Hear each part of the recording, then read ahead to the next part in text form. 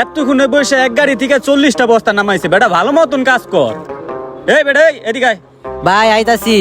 গুডাউনের manager আবার ডাকে কে? কি ভাই? তুমি কি এই দিক থেকে মাল নামাইতেছো সিমেন্টের বস্তা? জি ভাই। তুমি কি লেবার? জি এই শরীর নিয়ে তুমি 50 কেজির বস্তা মাথা উঠা পাগল হইছো নি মিয়া? যাও। ভাই, আমি এই কাজ পারি। আমি এই কাজ সকাল থেকে করতেছি। মনে হয় 20-25টা বস্তা নামায় ফেলাইছি। কি কও? তুমি এই ভারী বস্তা নিতে পারো? আমার তো বিশ্বাস হয় না। যাই হোক, যায় নিচে নিছো, সামনে তো রমজান মাস। রোজা থাকবা কিনা জানি না, রোজা থেকে তো এই বস্তা নিতে পারবা না।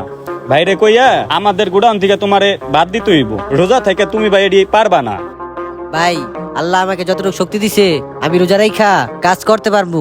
আর আমি রোজা রেখা কাজ করছিও। আর রোজা রাখা আমার উপর ফরজ হয়েছে। আর রোজা আমার রাখতেই হবে।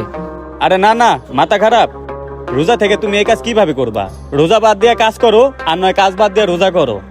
ভাই, আপনার যদি মনে হয় কাজের জন্য আমার রোজা বাদ দিয়ে দিতে হবে, তাহলে ভাই আমি আপনার কাজ বাদ দিয়ে দিব। কারণ আমার রোজা রাখতেই হবে। সিহরি খাবো রাখবো রোজা, ডাক দিও মায়া আমারে।